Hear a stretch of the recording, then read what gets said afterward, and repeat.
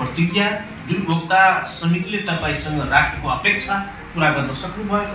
प्रयास गर्न जस्तो पानी तान्यो उस्तै पानी उपभोक्ता जस्तै 20 दिनमा सम्भव हुन्छ त्यो योजना? वर्षौं लाग्छ किन पनि लाइन काट्न सकिन्छ। लाइन काटिसकेको छ सर। कसरी चलाउनुहुन्छ? अहिले त हामीसँग पैसा सङ्कलन हुन्छ, 1600 उपभोक्ता संख्या छ, घर घरमै मिटर जडान भएको छ, महिने महिने बिल काट्ने कर्मचारी गएको छ। कसरी यति बक्यौता बाँकी भयो? ट्र्याकमा अहिले मैले सबै समस्या समाधान गर्न सक्नुहुन्छ? निर्माण तपाईको कार्यकालमा सकिन्छ? केही न केही काटिएको म मुकेश कुमार ठाकुर यहाँलाई हार्दिक स्वागत एवं अभिवादन गर्न चाहे कार्यक्रम समय सन्दर्भ। कार्यक्रम समय सन्दर्भ लिएर हामीले विभिन्न क्षेत्रहरूको बारेमा विभिन्न व्यक्तित्वहरूसँग चाहे त्यो वर्तमान राजनीतिक अवस्था, विकास निर्माणको अवस्था, शिक्षा सम्बन्धी हरेक क्षेत्रको बारेमा हामी कार्यक्रम समय सन्दर्भमा कुराकानी गर्ने गर्छौँ।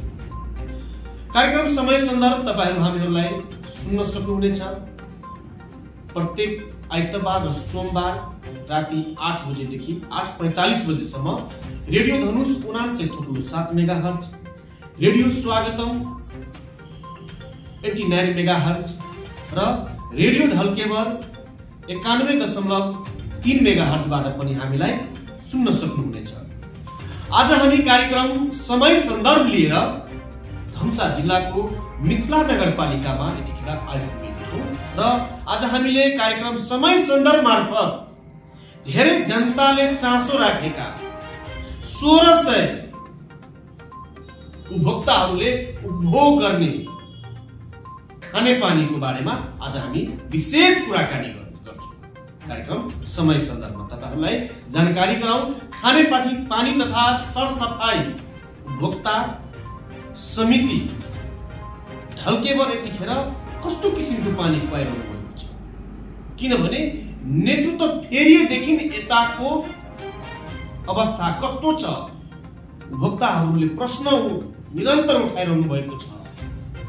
त्यसकारण पनि आज हामी यस विषयमा कुराकानी गर्नका निमित्त कार्यक्रम समय सन्दर्भ लिएर यतिखेर हामी ढल्केबरमा उपस्थित भइसकेको छु। खानेपानी तथा सरसफाई उपभोक्ता समितिको अध्यक्ष यतिखेर हामीसँग हुनुहुन्छ नारायण बास्तोलाजी। सबैभन्दा पहिले उहाँलाई कार्यक्रममा स्वागत गर्न चाहन्छु। स्वागत छ कार्यक्रममा। नमस्कार। सन्चै हुनुहुन्छ? ठिकै छ। कसरी पानी पाइरहनु भएको छ ढल्केबर वासीलाई?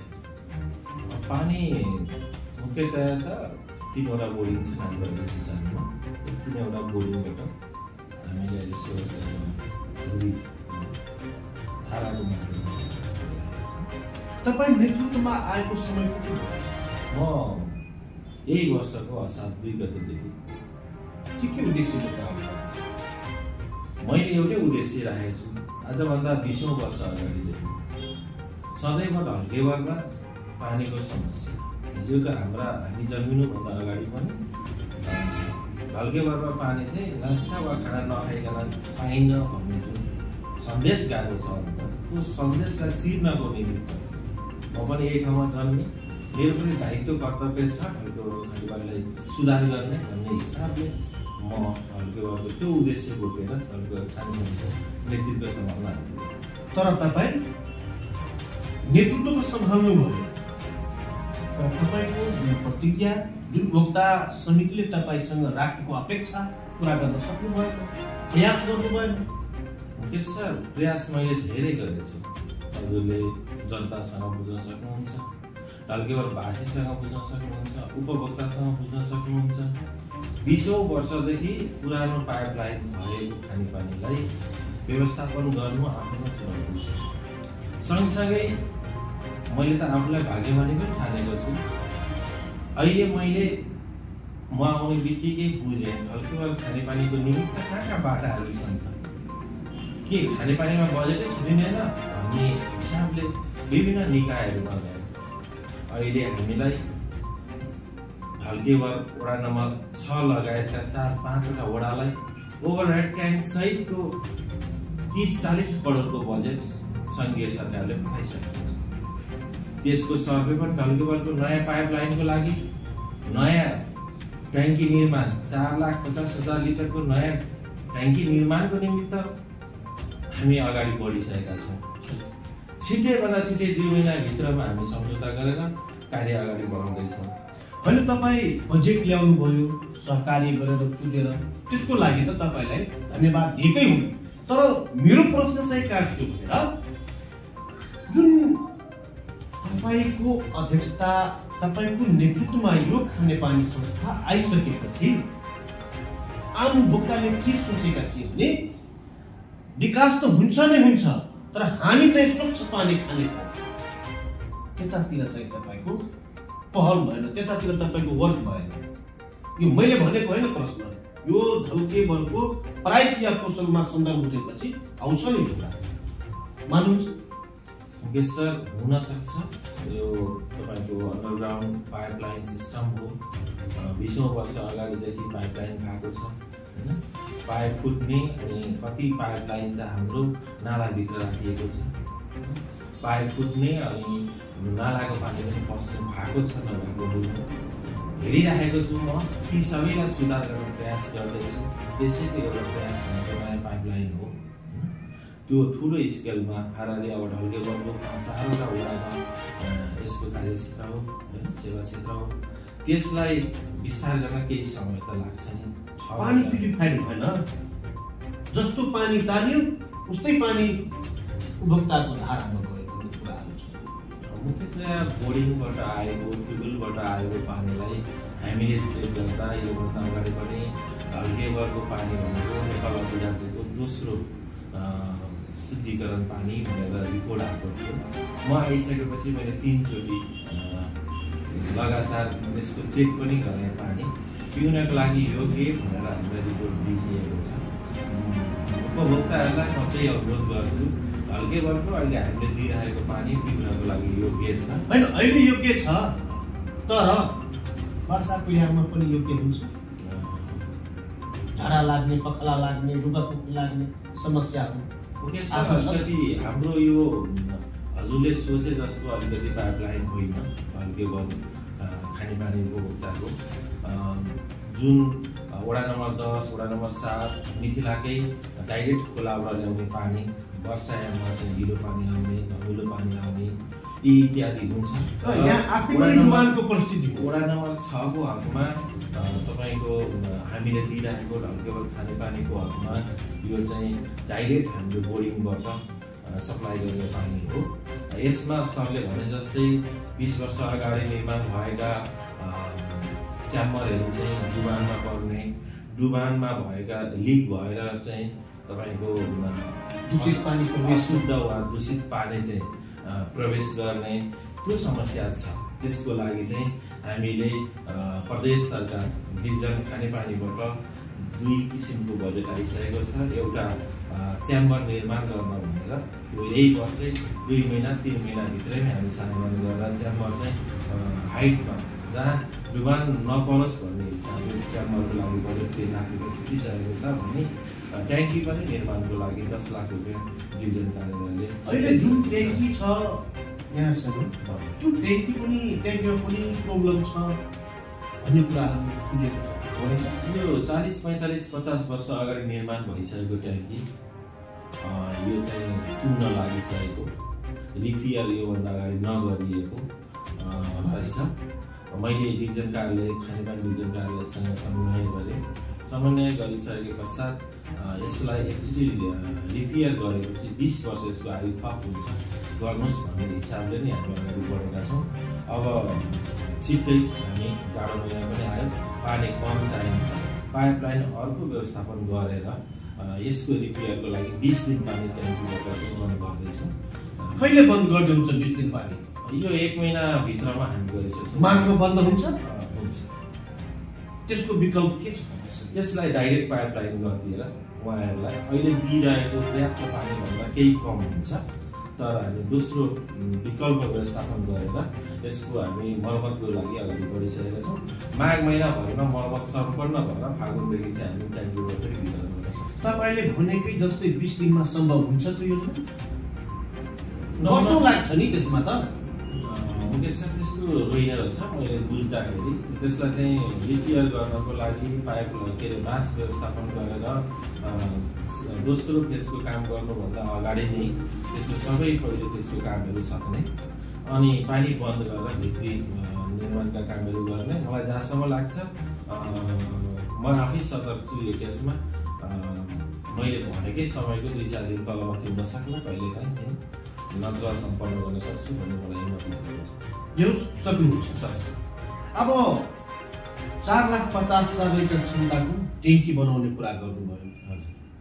त्यो काम कहिलेदेखि हुन्छ सर? यो मङ्सिरमा हामी सम्झौता गर्ने भन्ने हिसाबले अघि बढेका थियौँ।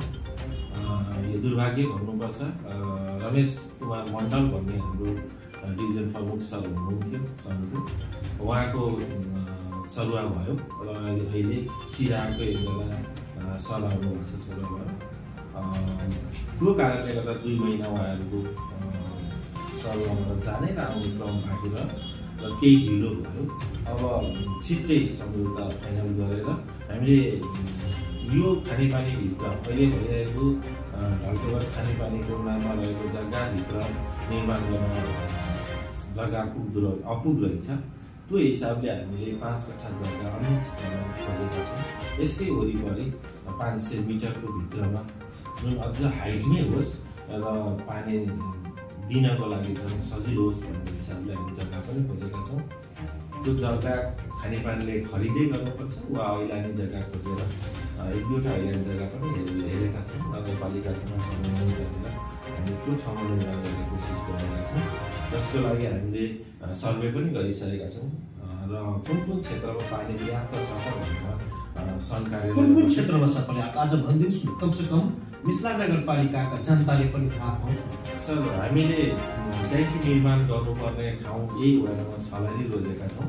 त्यो हिसाबले हामीले 6 नम्बर ठाउँको 5 ठाउँलाई सर्वे गर्दाखेरि हामीसँग यो यसको सिमना उत्तरी बेल्ट भनेको बसाई खोलीले खोलाले भिजेको छ। त्यो बसाई खोलाको पुल छेउमा हामीले हेरेका थियौँ एउटा त्यो हाइटमा पर्छ। यो वडा नम्बर 6 को चाहिँ सबभन्दा हाइटको क्षेत्र हो। त्यहाँ चाहिँ पानी अपुग रहेछ। बाँकीको 4 ठाउँ हामीले सर्वे गरेका छौँ। एउटा रोडभन्दा तलतिर त्यो सामुदायिक भवनको छेउमा, एउटा योभन्दा अलिकति खानेपानीभन्दा 500 मिटर मासतिर, एउटा तलतिर। यसलाई हेर्दाखेरि 4 ठाउँ पानीको लागि योग्य छ। जुन वडा नम्बर 6 को सिराङ पुल छेउमा चाहिँ पानी चाहिँ अपुग छ, त्यो ठाउँ चाहिँ क्यान्सल भएर आएको छ। अनि अब ट्याङ्की यसै वडामा बनाउनुहुन्छ, निर्माण हुन्छ, 5.5 कट्ठा 5 कट्ठा जग्गाको पनि कुरा गर्नुहुन्छ। तर यो जग्गा ऐलानी खरिद गरेर ट्याङ्की निर्माण गर्नुहुन्छ कि के छ? सकेसम्म हामी ऐलानी खोज्ने कोसिस गर्छौँ, किनभने खानेपानीसँग आर्थिक कुनै पनि ब्यालेन्स छैन। आर्थिक अभावै छ। किन अभाव छ? ढल्केबर खानेपानीको कहानी ठुलो छ सर। आज खोलिदिनुहोस् न, ठुलो कहानी के छ आज खोलिदिनुहोस्, ताकि 1600 उपभोक्ता भन्दा पनि मिथिला नगरपालिकाको जनताले पनि थाहा पाओस् न के छ कहानी। 62 सालमा ढल्केबर खानेपानी तथा सरसफाइ आयोजना भनेर खानेपानी आयोजना भनेर आयोजनाले उपभोक्ता समितिलाई हस्तान्तरण गरिदिने संस्था छ।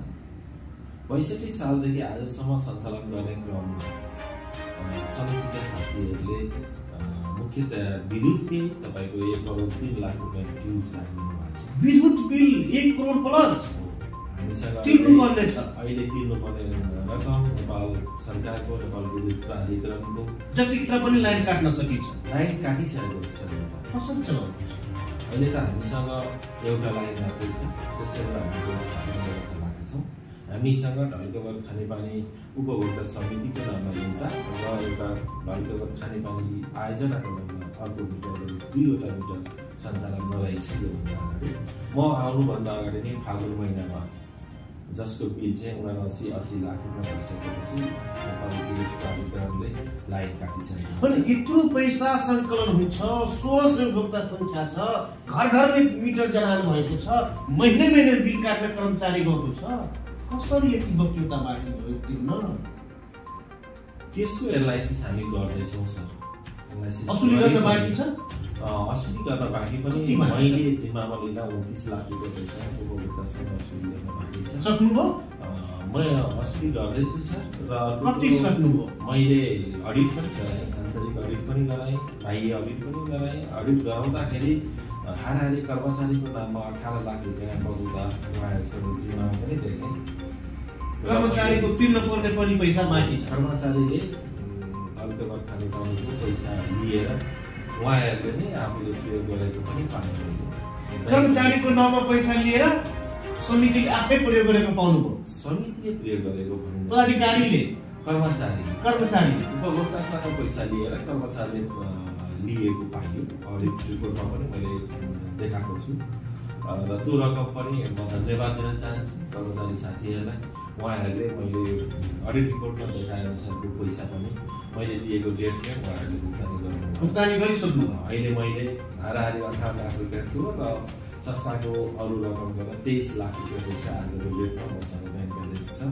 त्यो चाहिँ मैले एउटै एम लिएको छु, धल्केबर खानेपानीको विद्युत कसरी जडान गर्ने भन्ने हिसाबले त्यसैमा अघि लागिरहेको छु। जस्तो तपाईँमाथि नि ठुलो चुनौती, पहाडै जस्तो चुनौती छ। अब त्यो उठाउनको लागि कि त हनुमानजी नै बन्नु पर्यो, प्लस 1 करोड विद्युतको त मात्रै तिर्न बाँकी छ। तपाईँलाई खाने पानी जहाँ तपाईँको उत्पादन गर्नुहुन्छ त्यही लगानी गर्ने पर्ने छ। अब यो खाने पानी तथा सरसफाइ नामै दोहोरो जोडिएको छ। धेरै गुनासो आउँछ। कहिले पनि यो विषयमा उपभोक्ताहरूसँग बसेर अन्तर्क्रिया गर्ने, सरसफाइमाथि विमर्श गर्ने, कसरी शुद्ध पानी खाने, यो चाहिँ समितिले गरिदिएर भन्ने कुराहरू पनि गुनासो उठिरहेको अवस्थामा अब कसरी तपाईँ यो लाइन पुनः जोडाउनुहुन्छ? विद्युत बिल कसरी तिर्नुहुन्छ?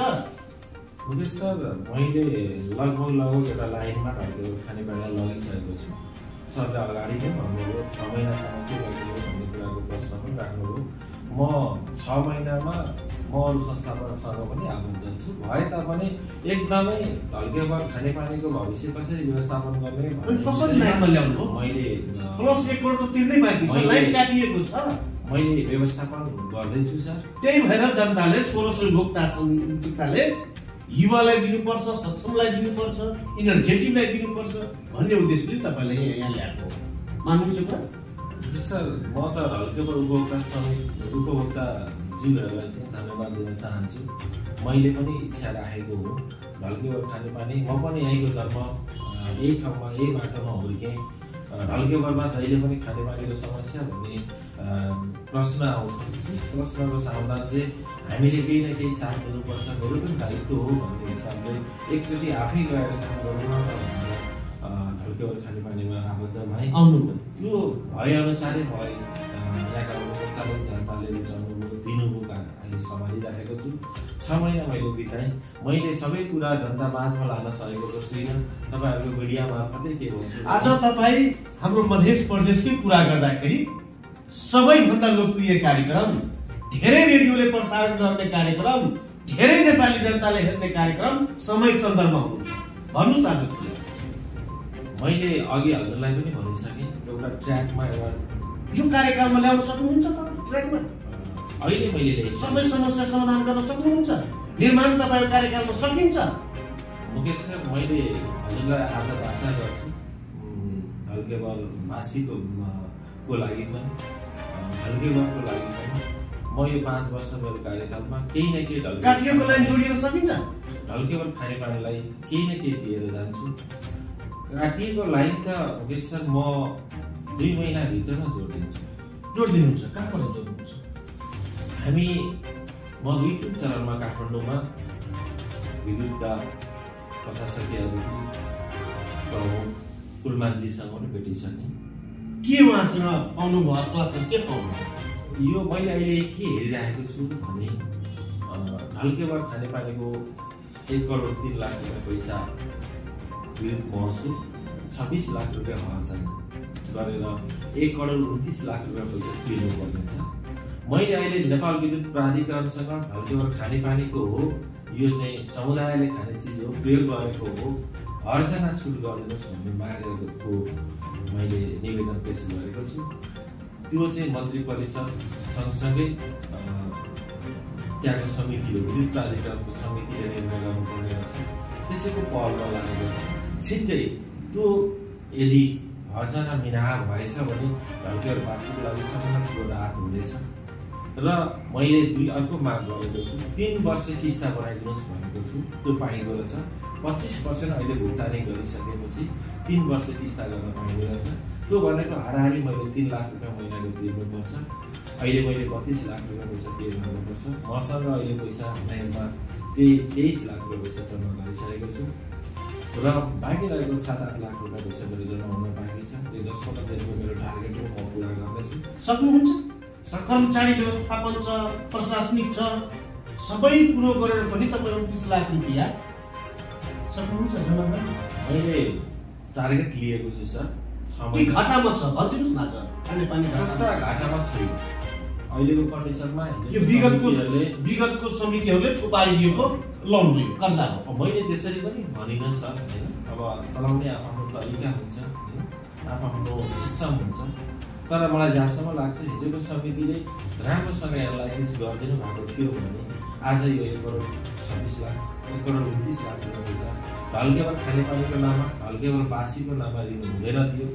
यसलाई चाहिँ त्यतिखेरकै समितिले चाहिँ वास्तविक घाटामा छ कि नाफामा छ, मकौदा कति रकम बस्छ, कति रकम हामीले तिर्नुपर्छ भन्ने विषयमा एनालाइसिस गर्नुपर्थ्यो। एनालाइसिस गर्नु भएन। त्यसको परिणाम आज 1 करोड 29 लाख रुपियाँ आएको छ। र मैले प्रश्न अघि पनि भने, अहिले पनि भन्न चाहन्छु, म 3 वर्षभित्रमा यो 1 करोड 29 लाख रुपियाँ पैसा पे गरेर बाँकी रहेको 2 वर्ष भएको संस्थालाई प्लसमा लानेछु, नाफामा लानेछु। र मेरो कार्यकालमा केही न केही रकम ढल्केबार खानेपानीको ब्याङ्क ब्यालेन्स गरिदिएर जानेछ। सक्नुहुन्छ? सक्छु। प्रतिबद्धता गर्नुहुन्छ? एकदमै। मै आउँछु तपाईँकै यही टेबलमा आएर म इन्टरभ्यू गर्छु। एकदमै। मैले अहिले बोलेका कुरा त्यतिखेर गर्न सकेन छु भने प्रश्न भनिदिन्छु हजुरलाई। तर मलाई जहाँसम्म लाग्छ मैले एउटा खाका तयार गरेछु, पञ्चवर्ष एउटा योजना प्लानिङ गरेको छु।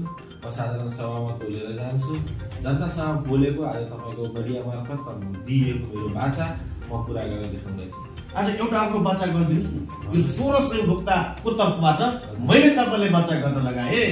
जस्तोको त्यस्तै पानी नपठाउनुहोस् धारामा, यसमा प्युरिफाइड केमिकल लगाउनुहोस्। आज सबै भोक्ता समितिको एउटै गुनासो छ। यो चाहिँ तपाईँ गर्न सक्नुहुन्छ कि गर्न सक्नुहुन्न? प्युरिफाइड गर्ने मेसिनहरू पनि हामीसँग रहेछ। लिक्विडहरू हाल्नु पर्ने रहेछ। त्यो लिक्विड हाल्नु भएन के तपाईँ? हामीले हाल्न सुरु गरिसकेका छौँ। पाउडरदेखि लिएर लिक्विडदेखि लिएर सबै कुराहरू सरले जसरी भन्नुभयो 1600 उपभोक्ताको तर्फबाट प्रश्न राख्नुभयो।